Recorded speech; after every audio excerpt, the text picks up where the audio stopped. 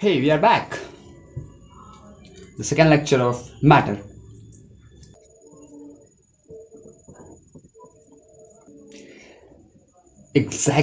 Just इससे पहले lecture में हमने मैटर के बारे में कुछ बातें जाना और डेफिनेशन वाइज भी बात किए थे, समझे भी थे कि एग्जैक्टली मैटर किसे कहेंगे और कुछ क्वेश्चंस भी था, डील करते हैं बाद में, उसके लिए भी टाइम रहेगा।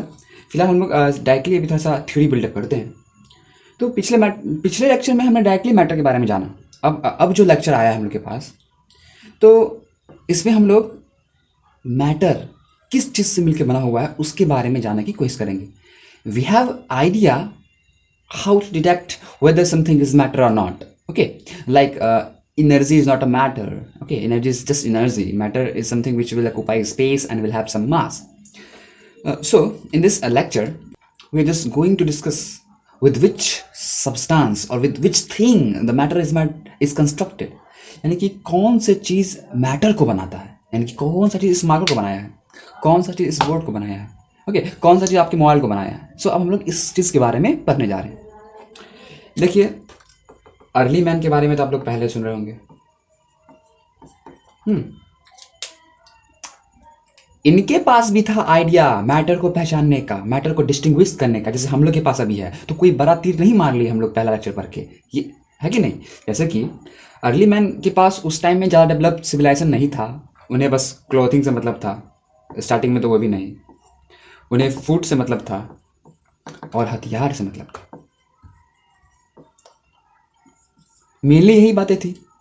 तो वो लोग भी पहले के समय में समझ रहे थे कि मैटर, जैसे मानो कि कपड़ा किस किस चीज़ से बन सकता है, या जब जो भी हम लोग कपड़ा का चीज़ के लिए जो भी चीज़ यूज़ कर रहे थे उस टाइम, तो ऐसे उस टाइम में ऐसे मैटर को कहा गया फर मतलब कि अर्ली मैन के अनुसार फर मतलब वो हर चीज़ जिससे कपड़ा बनाया जाए, ठीक। उसी प्रकार खाने के चीज़ को उन्होंने कह दिया रैबिट।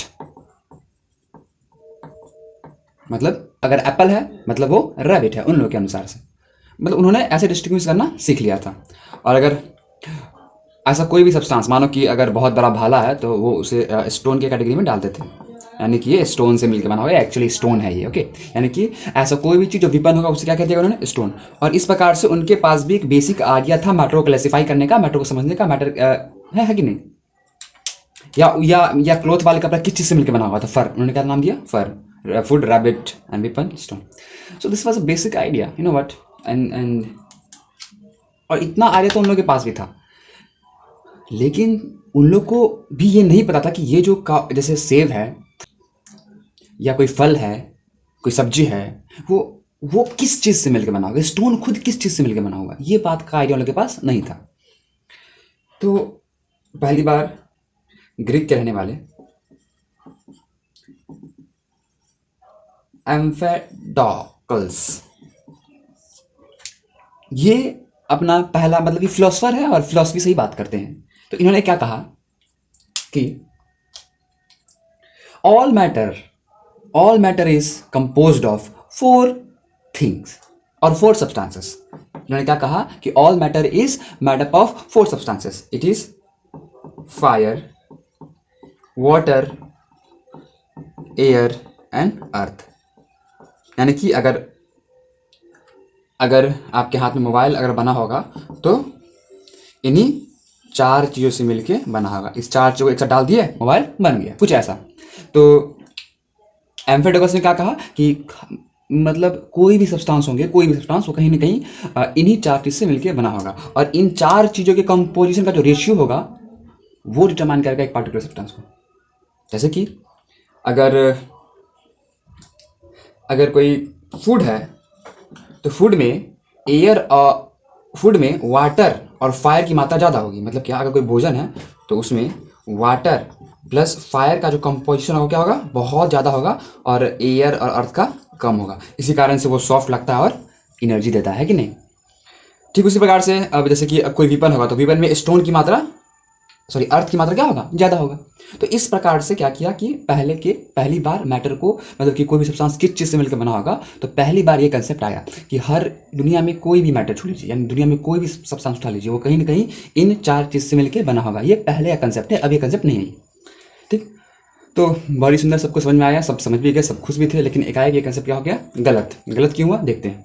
मानिए कि मैं एक स्टोन लिया और स्टोन को तोड़ दिया, मतलब ब्रेक कर दिया छोटे छोटे टुकड़े में, और टुकड़े में तोड़िए, मतलब कि जब मैं तोड़ते चले गया टुकड़े में, लेकिन कहीं भी ऐसा समय नहीं आया कि स्टोन से अर्थ निकले, स्टोन से एयर निकले, स्टोन से वाटर निकले, स्टोन से फायर निकले। तोड़ने के दौरान ऐसा कुछ भी, मतलब कि हर एक चीज़ मिल जाए ये जरूरी नहीं था। तो इस कारण से क्या हो गया, गलत। और फिर आते हैं आपके डेमोक्रिटस, यानी कि मैटर इस चीज़ से मिलकर नहीं बना हुआ है। ये आपका दूसरा पे आते हैं डेमोक्रिटस।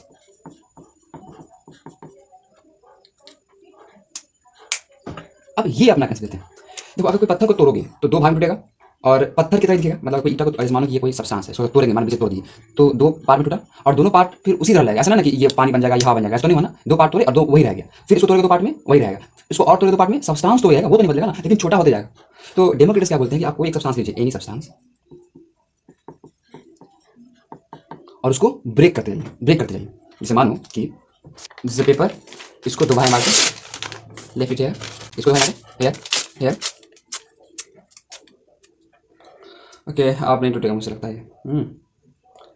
दिस वन, इसको भी तोड़ सकते हैं, लेकिन जब तक तोड़ते जाओगे तोड़ते जाओगे तोड़ते जाओगे, लेकिन रहेगा पेपर ही, पेपर नहीं बदलेगा। तो इस कंसेप्ट का यूज करके डेमोक्रिटस क्या बोलते हैं कि इस दुनिया में कोई भी सब्सटेंस है वो एक बहुत छोटे पार्टिकल से मिलकर बना हुआ, और उस पार्टिकल का नाम है एटमोस। क्या नाम है, एटमोस। इसे ही हम लोग एटम बोलने वाले हैं, एटमोस।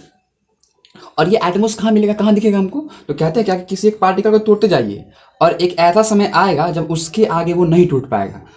मानो कि अब मेरी, वैसे और तोड़ सकते हैं इसको अगर बहुत छोटा बन जाए चींटी की तरह, तो लेकिन शायद अब मेरी औकात नहीं तोड़ने का इसका।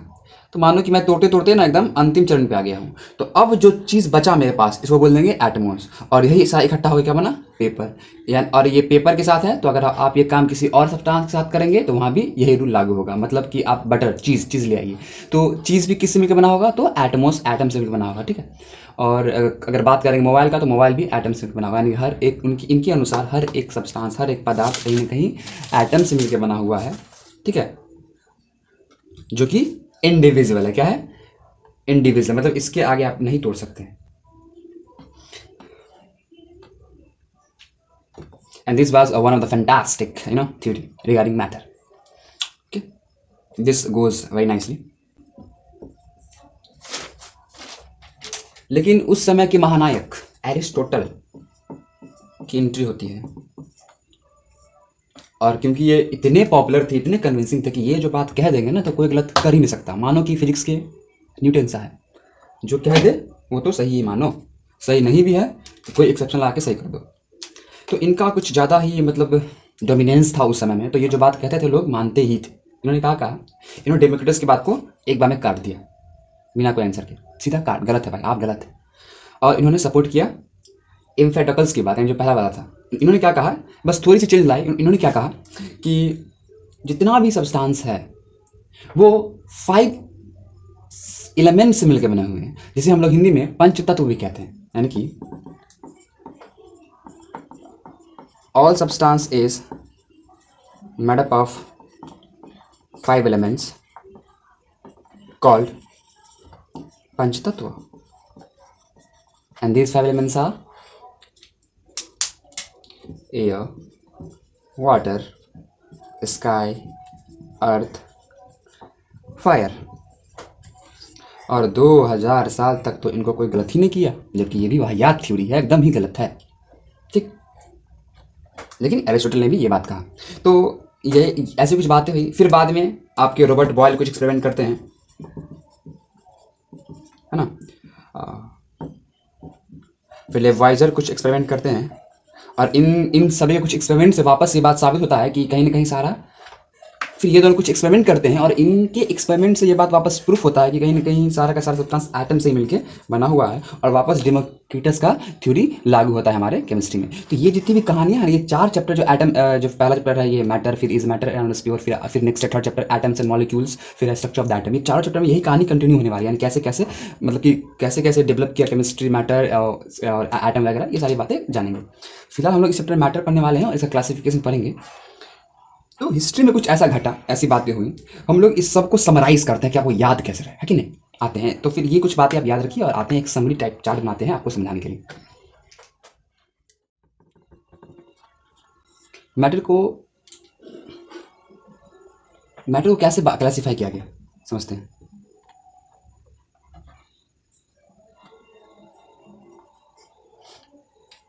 तो बहुत ही शोध करने के बाद एक सिंप्लीफाइड स्टडी करने के लिए एक सिंपल सा मतलब एक रास्ता दिया गया हम लोग को। तो इस तरह से समझते हैं मैटर की जो क्लासिफिकेशन का जो कहानी है उसको हम लोग दो भाग में बांट सकते हैं।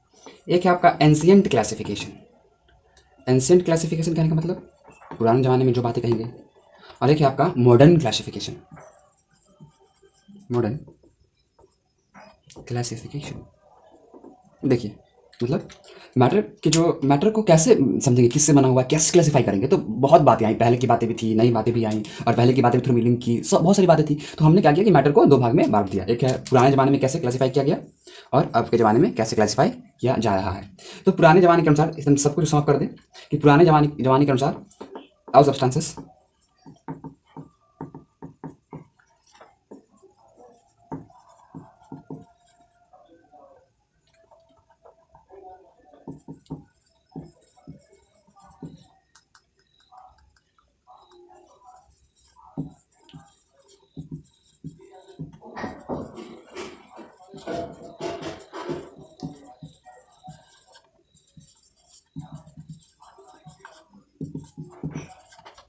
यानी कि सारे के सारे सब्सटेंस कहीं ना कहीं 5 चीज़ से मिलकर बना हुआ था।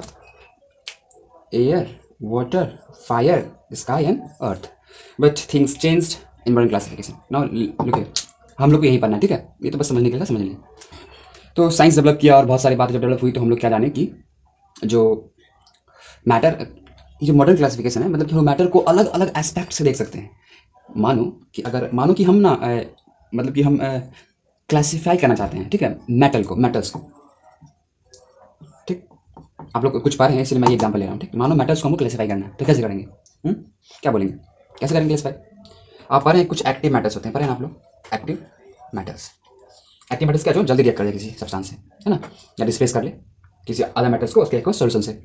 आप फिर एक पढ़ रहे हैं सॉलिड मेटल्स, लिक्विड मेटल्स, पढ़े हैं ना, गैस मेटल्स, सॉरी गैस तो नहीं, solid metal, liquid metal. Solid metal मतलब ऐसे मेटल्स जो कि सॉलिड होते हैं रूम टेम्परेचर पे, जैसे कि आयरन हो गया, कॉपर हो गया, these are the metals which are solid at room temperature. There are some liquid metals too, mercury, you have the idea about this. तो अब एक है एक्टिव मेटल्स। आप क्या देख रहे हैं ना, ये जो सॉलिड लिक्विड की बात कर रहे हैं ये हम लोग फिजिकल अपीयरेंस के अनुसार मेटल को बांटे हैं कि नहीं। अरे बाहर से दिखने में स्ट्रॉन्ग है, सॉलिड की तरह है कि लिक्विड की तरह है, कैसा है, उस अनुसार से बांटा गया। तो इसको बांटा गया फिजिकल प्रॉपर्टीज के बेसिस पे। एक्टिव मेटल, ये तो केमिकल रिएक्शन का बात है, ये तो बिना रिएक्शन करवाए हम पता कर नहीं सकते कि कौन मेटल एक्टिव है, किससे कितना ज्यादा। तो ये कहीं ना कहीं केमिकल प्रॉपर्टीज पे बांटा गया। यानी कि यहाँ भी क्या है, मेटल्स को बांट रहे हैं। तो डायरेक्ट हम नहीं लिख रहे हैं solid metals, liquid metals, active metals, है ना, list active metals, electropositive metals, electronegative metals. हमने क्या किया इसके अंदर एक क्लासिफाई किया कि फिजिकल बेसिस पे कौन क्या क्या मेटल के टाइप्स और केमिकल बेसिस पे, ठीक। ठीक इसी प्रकार मैटर को भी ऐसे ही बांटा गया है। मतलब क्या कि कुछ मैटर्स, देखो, कुछ मैटर प्योर होते हैं, कुछ होते हैं इम्प्योर। मैं एग्जाम्पल देता हूँ कुछ। उसके बाद कुछ होते हैं सॉलिड, ठीक, कुछ होते हैं लिक्विड, कुछ होते हैं गैस। इस लिंक को समझिए, इसको समझने के लिए देखिए, जैसे मिक्सचर की बात करते हैं अगर आप, मिक्सचर मतलब जैसे मानो चीनी, शुगर चीनी और चॉक को मिला दिए, तो शुगर और चॉक को मिला दिए तो ये भी एक मैटर बना, अरे है ना मैटर। ऐसे क्या बोलेंगे, सॉलिड, लिक्विड, गैस। सॉलिड तो है ही, लेकिन अब तो कुछ तो कंपोजिशन बदला, तो हम इसे बोलेंगे क्या, मिक्सचर। तो ये भी एक तरह का मैटर है। अच्छा, अब बात करते हैं ऑक्सीजन। ऑक्सीजन को हम बोलते हैं प्योर मेटल, ठीक। क्यों बोलते हैं प्योर मेटल ऑक्सीजन को, लेकिन वो तो सॉलिड है। तो जब आप पढ़ेंगे आगे कि प्योर मेटल्स होते हैं, इम्प्योर मेटल्स होते हैं, है ना, सॉरी इम्प्योर मैटर्स होते हैं, होमोजेनस मैटर होते हैं, हेटेरोजेनस मैटर होते हैं, तो बहुत सारा कंफ्यूजन आने वाला है आप लोग को। तो यहाँ भी हम लोग फिजिकल प्रॉपर्टी के अनुसार बांटने वाले हैं और केमिकल प्रॉपर्टीज के अनुसार। यानी कि मैटर को हम लोग बाहर से देखेंगे कैसा है, ठोस है कि नहीं, स्ट्रॉन्ग सॉलिड है कि लिक्विड है कि गैस, मतलब किस तरह से है, क्या उसके पार्टिकल स्ट्रॉन्गली बाउंडेड है, लूजली बाउंडेड है, पार्शियली बाउंडेड है। इस अनुसार से हम लोग उसे फिजिकल प्रॉपर्टीज में बांट देंगे और फिर केमिकल प्रॉपर्टीज में हम लोग बांट देंगे। यानी इसको बांटा गया दो बेसिस पे, फिजिकल क्लासिफिकेशन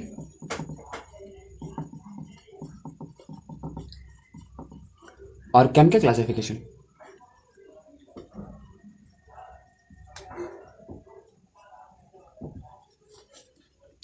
अब फिजिकल क्लासिफिकेशन मतलब बाहरी ढांचा, तो इसको बांटा गया 5 भाग में। अब ये मेन है मैटर, सॉलिड आप लोग पढ़े होंगे, लिक्विड, गैस, प्लाज्मा, ये नया पढ़ेंगे हम लोग चैप्टर में, Bose, Einstein, condensate, and on chemical these are pure, mixture, elements, यहाँ पे आप इसको एलिमेंट्स कंपाउंड कर दीजिए, कंपाउंड, मिक्सचर, है ना। तो आपका जो मैटर चैप्टर आप जो देख रहे हैं ये बस इतना पढ़ना है चैप्टर में, और इसी कहानी पढ़नी, ये जो चैप्टर मैटर है। फिर जो सेकंड चैप्टर वहाँ पढ़ेंगे केमिकल क्लास, यानी वहाँ पढ़ेंगे कंपाउंड के बारे में, मिक्सचर के बारे में, एलिमेंट्स के बारे में, है कि नहीं। जैसे क्या वाटर क्या है, वाटर लिक्विड है, लेकिन ये कंपाउंड भी है, बस में आ रहा है कि नहीं आ रहा। तो कंपाउंड कैसे कहेंगे, लिक्विड कैसे कहेंगे, तो ये केमिकल बेसिस के अनुसार और ये फिजिकल स्टेट के अनुसार, तो इस तरह से बांटा गया। तो ये फर्स्ट चैप्टर फिजिकल क्लासिफिकेशन के बारे में ही टोटल पढ़ना है, और इसका इसमें कन्वर्ट होना है, इसका इसमें कन्वर्ट होना है, इसका इसमें कन्वर्ट होना है, और बहुत सारी बातें। सेकंड चैप्टर सिर्फ और सिर्फ केमिकल क्लासिफिकेशन होगा। थर्ड और फोर्थ चैप्टर आपको एटम के बारे में होगा। तो पूरा कहानी समझ में आ रहा है आप लोग को, तो आप लोग इसको प्लीज़ रिवाइज कर लीजिए। और आप में से किन्हीं ने भी एक्टिवली पार्टिसिपेट नहीं किया है, आप नहीं कमेंट किए हैं, नहीं किसी तरह से कंटेक्ट करके मुझे आंसर दिखाया है पिछले क्वेश्चन का, मैं सबसे पहले आंसर देखना चाहूँगा किसी भी तरह, तब जाके मैं आंसर बताऊँगा, अदरवाइज कोई बेनिफिट नहीं है। If you not have an interest then I will definitely not show an interest. So be active and study harder, take care of yourself, stay at home, stay safe, all the best, enjoy, thank you. मिलते हैं next video के साथ, जिसमें हम लोग अब solid liquid gas से शुरू कर देंगे, यानी फिजिकल क्लासिफिकेशन शुरू कर देंगे। All the best, enjoy, thank you.